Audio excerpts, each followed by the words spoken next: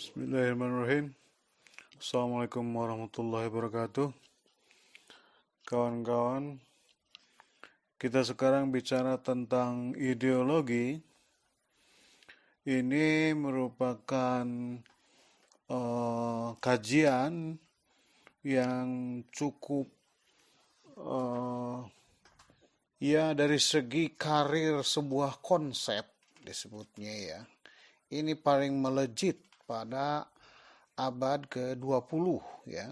Dari 19-an ya sampai ke 2000 itu memang ideologi ini menjadi suatu hal yang leading theme ya kan, tema yang menguasai terutama dari segi politik dan persahabatan antar bangsa di dunia. Ideologi sendiri artinya menurut Destutt de Tracy artinya science of ideas ya, ilmu tentang ide. Yang jadi dengan ideologi ini ide-ide tersusun sedemikian rupa sehingga menjadi suatu mazhab tersendiri untuk bisa membangun masyarakat terutama dari segi politik. Jadi ini merupakan teorisasi atau sifat visioner dari sebuah tatanan masyarakat. Nah, yang paling dominan ideologi yang pertama adalah liberalisme, yaitu yang sejak tahun 15-an ya kan. Nah, kemudian ada sosialisme dan kemudian ada komunisme. Nah, kita akan membahasnya bagaimana cerita tentang ideologi ini. Boleh Anda silakan bertanya. Terima kasih. Ya, ada lagi yang bertanya ini kemungkinan untuk berubah ideologi gitu. Misalkan dari nasionalis ke ekstremis Islam. Kemudian ada juga pertanyaan tentang suatu negara menggunakan ideologi lebih dari satu. Oke, jadi ideologi ini ya seperti halnya ya agama gitu ya bisa berubah-ubah kan. Bisa orang itu sekarang menganut agama Islam, besok jadi Kristen atau sebaliknya kan. Tapi agama itu lebih komprehensif ya, lebih mendalam karena aturannya lebih banyak kan. Ada ya tata cara ibadah dan sebagainya kan. Nah, kalau ideologi sebetulnya lebih longgar, jadi bisa saja orang berganti-ganti ideologi kan. Nah, ideologi itu dalam prakteknya bisa jadi mengikuti suatu kelompok atau suatu ormas, suatu partai. Nah, perpindahan-perpindahan itu ya di Indonesia ya biasa saja kan. Uh, Ideologi juga bisa diturunkan ya, turun-temurun dari bapak ke anak dan sebagainya. Itu tergantung dari tradisi di keluarga itu apakah mau diteruskan atau enggak kan bagaimana kan. Tapi sekarang kecenderungannya orang Indonesia ya banyak yang pragmatis kan. Dan kemudian ya dari segi apa itu penyampaian ideologi ke generasi-generasi berikutnya itu ya kurang lah kan. Jarang sekali sekarang ya indoktrinasi di mana-mana itu ya jarang. Yang melekat itu kan seperti agama, karena agama itu ya itu bagian dari ibadat, pembicaraannya kan. Ada yang khutbah, ada yang apa kan gitu.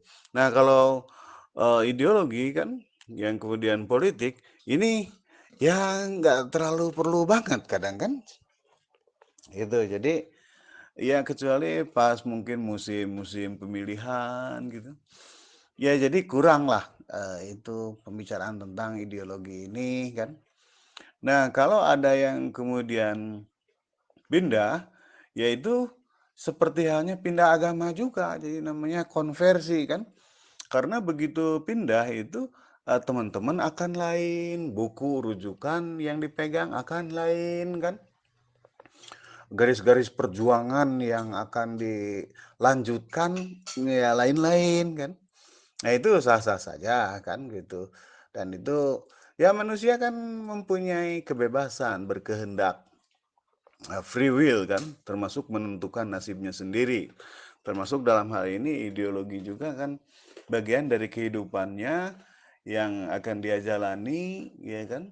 Bisa jadi perpindahan ideologi itu misalkan ya untuk seumur hidup, bisa lagi berubah lagi misalkan, bisa jadi.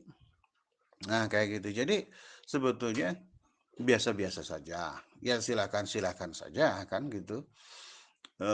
Ya cuman tadi ya masing-masing ada eh, milieunya kan, ada lingkungannya, seniornya yang mana kan gitu, prinsip-prinsipnya yang mana, milestone perjuangannya mana kan misalkan.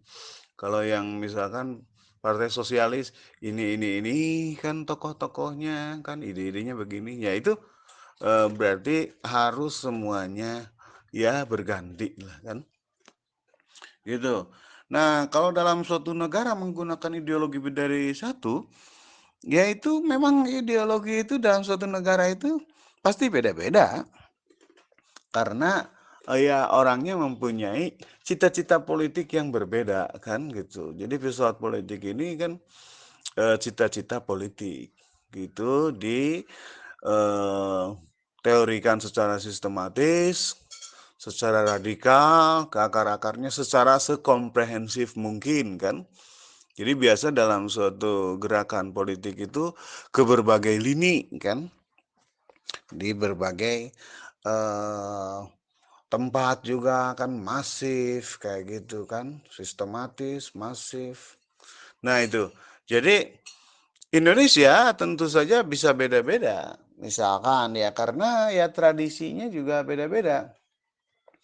Seperti halnya agama yang ke sini itu kan berbeda-beda. Ada yang agama asli, ada yang datang dari India kan gitu. Datang dari Eropa kan kayak Kristen itu datangnya kalau ke Indonesia ya melalui orang Eropa. Jadi seperti halnya beda-beda agama itu, ideologi pun berbeda-beda. Misalkan ideologi yang bersifat eh, sosialis, ya komunis, ya itu kan ya dibawa sama orang Belanda yang Friedrich Snevelt itu kan. Kemudian disesuaikan dengan kondisi di sini kan, rakyat-rakyat miskin dan sebagainya, jadilah ideologi PKI misalkan. Termasuk yang nasionalis ya memang karena dulu itu memperjuangkan diri dan masyarakat dan bangsa itu melawan penjajah yaitu Belanda. Jadi ada ideologi nasionalisme. Nah, ideologi yang kesekarangan misalkan yang Islam yang sebut saja sebagai fundamentalis, yaitu misalkan datang dari Mesir, rujukannya Ikhwanul Muslimin. Nah, cara-caranya begini, cara-cara untuk membangun dirinya begini, membangun kelompok begini, kan membangun kekuasaan begini. Nah, itu masing-masing mempunyai prinsip-prinsip, punya ajaran-ajaran, punya doktrin-doktrin yang berbeda-beda. Oleh karena itu, di suatu negara pasti berbeda-beda karena ya politiknya berbeda-beda, kan gitu. Termasuk di Cina juga kan ada kaum demokratisnya kan, di RRC itu kan di Tiongkok. Republik Rakyat Tiongkok itu ya secara resmi kan komunis masih kan, tapi ada juga kan yang kaum demokrat, yang seperti di Hong Kong itu kan mereka kemarin ya selalu demo itu. Nah tahun 1988 juga dulu ada demo pro demokrasi untuk eh, apa itu pemerintahan Cina gitu dipimpin oleh para mahasiswa di lapangan Tiananmen yang terkenal itu karena ada di Berondong begitu ya. Nah, itu dalam suatu negara bahkan suatu negara yang satu partai pun gitu seperti Cina tadi ada yang eh, berfaham lain, ideologi lain begitu. Oke, pertanyaan Saudari Fitri itu tentang dalam suatu negara apakah ada penyimpangan-penyimpangan ideologi. Nah, bukannya penyimpangan mungkin ya, variasi-variasi. Itu tergantung dari pendekatan-pendekatan. Ya, misalkan ideologi Maoisme itu dia tidak Marxisme full ya secara sepenuhnya karena bagi Mao itu perjuangan harus mempersenjatai rakyat, petani gitu dan pekerja gitu. Nah, kalau Marx kan hanya pekerja karena kondisinya industrialisasi di Eropa. Nah, kalau Mao itu melihatnya bahwa orang yang banyak yang menderita di Cina pada waktu itu adalah diantaranya petani, sehingga harus memasukkan unsur petani selain pekerja atau kaum buruh gitu. Jadi ini variasi dari Marxisme menjadi Maoisme kan. Nah, kalau Leninisme ya Lenin di Rusia itu ya mengamalkan dari partai buruh itu kan, partai buruh kecil yang Bolshevik, ya kan. Nah, jadi variasi-variasi itu mungkin bahkan di Marxisme sendiri ya dia termasuk di Rusia ada Trotskyism kan, dan kemudian ada Stalinism gitu. Jadi di antara kawan Lenin itu ada yang tangan besi seperti Stalin dan ada yang intelektual seperti Trotsky. Ini garis perjuangannya kan beda. Jadi ideologinya yang dirumuskannya juga beda gitu. Kalau ideologinya beda, kemudian strategi dan taktik dalam menjalankan ideologi juga akhirnya akan berbeda. Makanya ada variasi-variasi. Tapi tentu saja bukan penyimpangan-penyimpangan karena ideologi sendiri kan suatu pemikiran manusia, ya kan? Yang kalau menurut agama yaitu penyimpangan kan karena tidak berdasarkan kitab suci. Nah, kalau ideologi kan berdasarkan akal, pikiran, perasaan dan sebagainya yang kemudian ditumpahkan menjadi cita-cita politik. Nah, gitu. Jadi kayak Marx itu ya itu ngarang-ngarang saja dia itu kan. Dia itu menyimpang secara manusia biasa ya pada saat itu kan. Tapi kemudian ternyata pemikirannya terpasarkan, banyak yang ikut, ya jadinya ideologi yang cukup populer. Yang ideologi penantang dari liberalisme yang paling ya dahsyat untuk abad 20 gitu. Kalau liberalisme adanya sejak tahun 15-an lah, abad 16 gitu. Udah sekitar 300-an lah tahun, hampir 400 ya. Gitu. Oke. Oke, jadi pertanyaan ya dari Rima Melati ini, apakah ideologi sesuai dengan ciri khas suatu negara? Jika ciri khas berubah, apakah ideologi berubah? Dan yang memutuskan perubahan itu siapa? Yang berwenangnya, ya. Jadi ada ideologi negara dan ada ideologi ya masyarakat. Ideologi negara ini tentu saja ya sebagai puncak dari ideologi masyarakat tadi kan.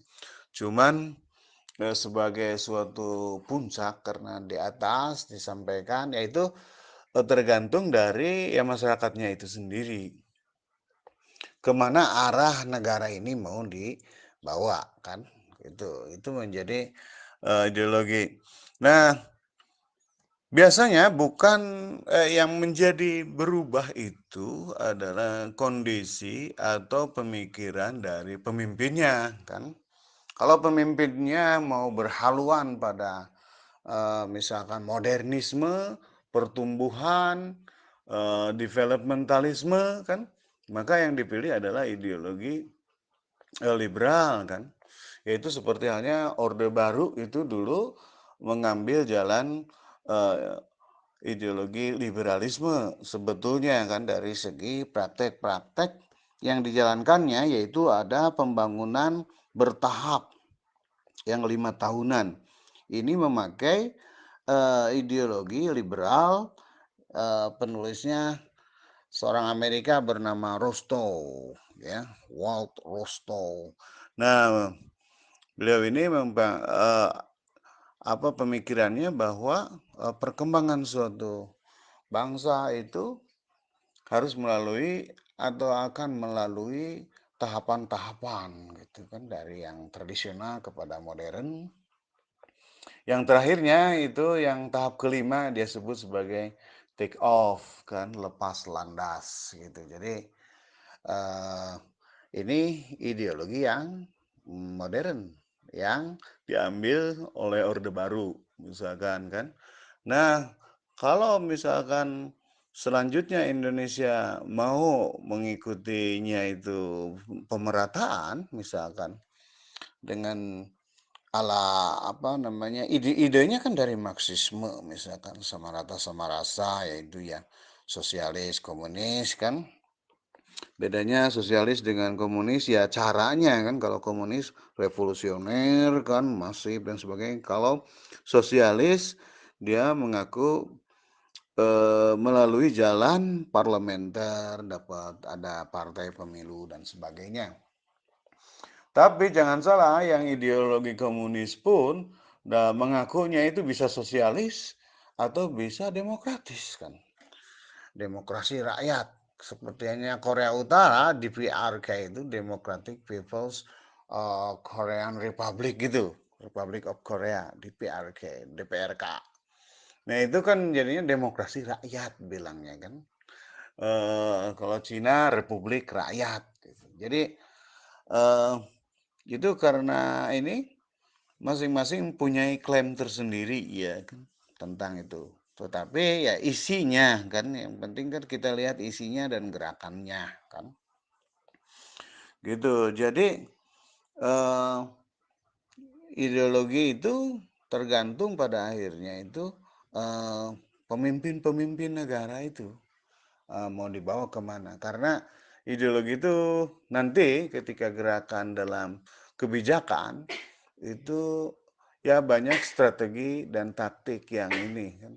Nah, itu sebetulnya ideologi ini mazhab berpolitik gitu, mazhab untuk mempengaruhi massa dan sebagainya itu mengkondisikan suatu negara. Jadi eh, kalau kita campur-campur itu kadang nggak jelas nantinya gitu kan mau kemana kan.